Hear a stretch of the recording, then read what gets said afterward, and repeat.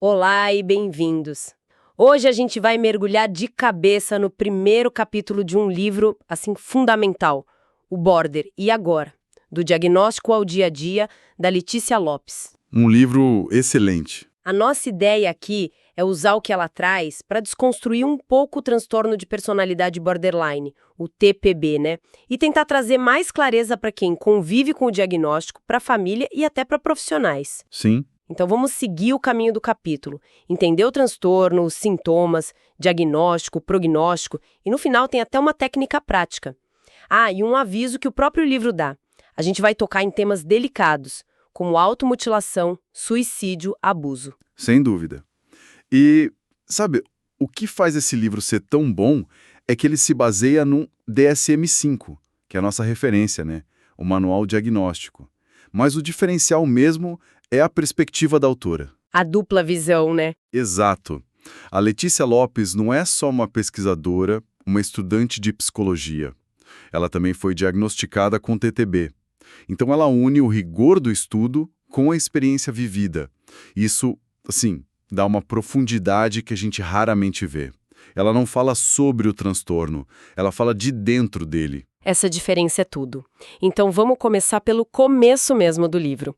A autora faz uma distinção muito importante entre transtorno e doença. Parece detalhe, mas não é, né? De jeito nenhum, é a base de tudo. Ela explica, tipo, uma doença como uma pneumonia, você tem ali um agente causador, uma bactéria. É mais direto. Já um transtorno mental, ela usa uma analogia que eu achei perfeita. Uma receita de bolo. A receita de bolo, adorei isso.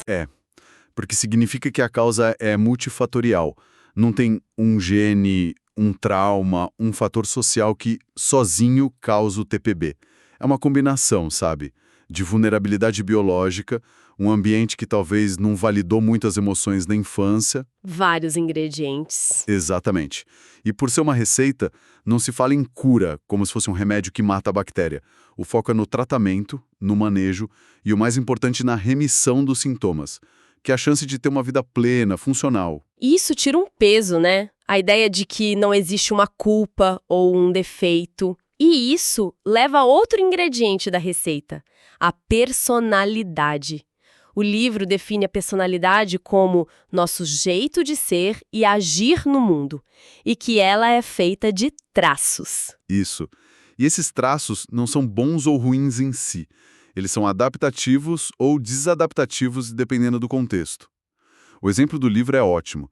Ser extrovertido é super adaptativo para um vendedor. Mas para um bibliotecário, talvez nem tanto. Exato. O problema não é o traço, é a rigidez. Um transtorno de personalidade acontece quando um monte de traços desadaptativos ficam tão rígidos, tão presentes em tudo, que começam a causar um sofrimento muito grande e atrapalhar a vida da pessoa. Entendi. E o nome borderline, limítrofe, o livro conta que vem da psicanálise, né? Para descrever quem estava, tipo, no limite. No limite entre a neurose e a psicose. Eles não se encaixavam direito nem numa caixa, nem na outra. Ficavam nessa fronteira. Faz sentido. Com essa base, então, a gente pode entrar no coração do capítulo, que são os 9 critérios do DSM-5. Sim. E para não ficar só uma lista, a autora menciona uma organização da Marshall Linehan, que agrupa os sintomas em áreas de desregulação. Acho que ajuda muito a gente a entender a lógica. Ótima ideia. O livro diz que precisa ter 5 ou mais desses 9 sintomas, né? Então vamos por essas áreas. Qual seria a primeira? Acho que a mais conhecida é a desregulação interpessoal, os relacionamentos. Aí tem 2 sintomas que são, assim, cara e coroa da mesma moeda. Certo. O primeiro é o esforço desesperado para evitar o abandono. Seja um abandono real ou só imaginado. Isso é o grande motor. Uma pequena mudança de plano, uma mensagem que demora para ser respondida. Vira um sinal de catástrofe. Exato. Gera um pânico, uma sensação de que vou ser deixada. É uma sensibilidade extrema à rejeição. O que leva direto para o segundo sintoma. O padrão de relacionamentos instáveis e intensos.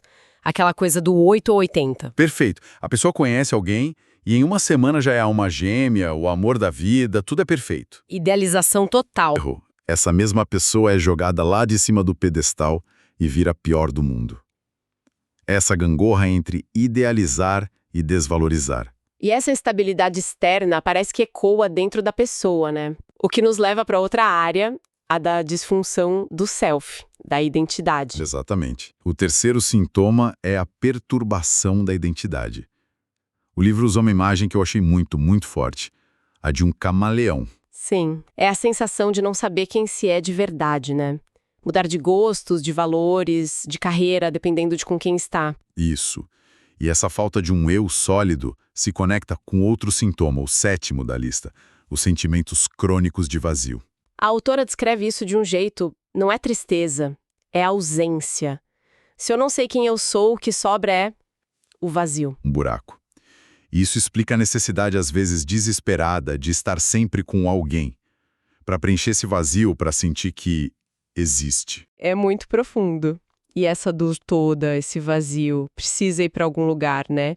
O que nos leva para a desregulação emocional e comportamental. Perfeito. Na emocional, temos o sexto sintoma, a instabilidade afetiva. São mudanças de humor muito rápidas e intensas. A pessoa vai da calma para a raiva, da alegria para uma ansiedade profunda em questão de horas, geralmente por um gatilho nos relacionamentos. E isso se liga com o oitavo sintoma, a raiva intensa e inapropriada, né? O livro fala de explosões, de sarcasmo, de uma amargura que parece desproporcional. E o pior é a culpa que vem depois. A culpa e a vergonha, que só reforçam a ideia de eu sou uma pessoa horrível. É um ciclo muito doloroso. E para lidar com essa montanha-russa, vem a desregulação comportamental. O quarto sintoma é a impulsividade em pelo menos 2 áreas autodestrutivas. Sim, a lista é grande. Gasto, sexo de risco, abuso de substâncias, dirigir de forma imprudente, compulsão alimentar. São comportamentos que trazem um alívio imediato para a dor. Mas que a longo prazo... As consequências são terríveis. E isso nos leva a um dos pontos mais delicados, o quinto sintoma. Comportamento, gestos ou ameaças suicidas recorrentes, ou comportamento automutilante. Os dados que o livro traz são muito sérios. Taxa de suicídio de uns 9%, automutilação em até 70% dos casos. É fundamental entender que não é chamar a atenção. De jeito nenhum. É uma expressão de um sofrimento que chegou no limite. A autora, com a vivência dela, explica que pode ser para aliviar uma dor emocional insuportável, para se punir ou para comunicar algo que não sai em palavras. E por último, quando o estresse é extremo, vem a desregulação cognitiva, o nono sintoma. Ideação paranoide ou sintomas dissociativos graves. Isso! O livro explica bem a despersonalização, que é se sentir um observador de si mesmo, como se visse um filme. E a desrealização, que é quando o mundo parece estranho, um sonho. Exato. São como disjuntores da mente. A sobrecarga é tanta que o sistema desliga para se proteger. Vendo assim, em grupos, a gente percebe como um sintoma puxa o outro, né? Totalmente. É um sistema interligado. O medo do abandono leva ao relacionamento intenso, que frustra e gera raiva, que causa o vazio, que leva a impulsividade para aliviar a dor. É um ciclo. É um ciclo. Mas aí eu fico pensando, depois de ouvir tudo isso, como um profissional diferencia isso de, sei lá, uma reação muito forte a um término de namoro? O livro deve falar muito sobre o cuidado no diagnóstico. Muito. A mensagem principal é: não se autodiagnostique no Dr. Google. O diagnóstico é um processo clínico, complexo. O profissional não olha uma foto do momento, ele olha o filme da vida da pessoa. O padrão, né? O padrão, a persistência, a rigidez, o quanto isso afeta todas as áreas da vida. Um término pode gerar uma crise parecida. Mas no TPB, esse é o jeito de funcionar na maioria das relações, há anos. E tem um dado no livro que, nossa, explodiu minha cabeça. Sobre as combinações dos sintomas. O dado das 126 combinações. É impressionante, né? 126. Com 9 sintomas, precisando de 5, existem 126 maneiras diferentes de se ter o diagnóstico. Isso sem contar a intensidade de cada sintoma. E isso acaba com qualquer estereótipo. Por isso que o diagnóstico não é um rótulo, é uma bússola. Aponta para o tratamento daquele sofrimento específico. E isso me leva à parte mais esperançosa do capítulo. O prognóstico. Porque existe essa ideia de que TPB é uma sentença, né? E o livro vira essa mesa. Vira completamente, e com dados. Essa é a notícia que precisa ser espalhada. O prognóstico do TPB com o tratamento certo é um dos melhores entre os transtornos de personalidade. É mesmo? Sim, a autora cita um estudo que é um soco no estigma. Depois de 10 anos de tratamento, 88% das pessoas alcançam a remissão dos sintomas. 88%? É um número gigante. Mas o que é remissão nesse caso? Remissão significa que a pessoa não preenche mais os 5 critérios para o diagnóstico. Ela pode ter alta da terapia, a medicação pode ser reavaliada, suspensa. Ela aprendeu a viver de forma equilibrada. Não é cura. As vulnerabilidades não somem, mas a pessoa agora tem ferramentas. Ela sabe como manejar. Exatamente. E se um dia tiver uma crise, ela sabe que pode voltar para o tratamento. É a prova de que existe muita esperança e que o tratamento funciona. Essa mensagem é poderosa demais. E por falar em ferramentas, o capítulo encerra com uma técnica prática chamada grounding. Exato. O aterramento. Porque, como diz a autora, teoria não adianta nada no meio de uma crise. O corpo está em modo de alerta. Precisa acalmar o corpo primeiro. E o grounding faz isso. Usando os 5 sentidos. Usando os 5 sentidos para tirar a gente do turbilhão da mente e trazer de volta para o aqui e agora. Então vamos passar por ela rapidinho? Como o livro faz, o primeiro passo é a visão. Sim. Olhe ao seu redor e apenas nomeie, mentalmente, 3 coisas que você vê. Sem julgar. Vejo a caneta, vejo a luz, vejo a mesa. Isso força o cérebro a sair do pânico interno. O segundo, audição. Identifique 3 sons. O som do ar-condicionado, um carro passando lá fora, a sua respiração. É para ancorar a atenção no presente. O terceiro é o tato. Toque em 3 objetos. Sinta a textura, a temperatura, o frio do celular, a maciez da roupa, o peso dos pés no chão. Isso reconecta a mente ao corpo. E por último, olfato e paladar. Sim, identifique 2 cheiros no ambiente. E por fim, o paladar. Pense no gosto da sua comida favorita. Ou se tiver algo por perto, uma bala, um copo d'água, sinta o gosto com atenção.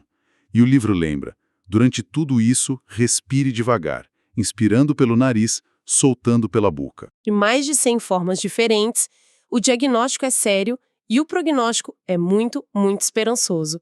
E já temos uma técnica, o grounding, para momentos de crise. Exato.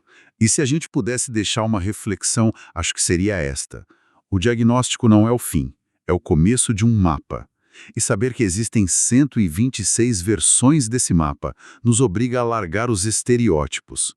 Então, a pergunta que fica é, como essa compreensão da variedade pode mudar o jeito que a gente olha para o nosso próprio caminho ou para o caminho de alguém que a gente ama? Talvez leve a gente a julgar menos e a ter mais curiosidade sobre a experiência única daquela pessoa, para além do rótulo.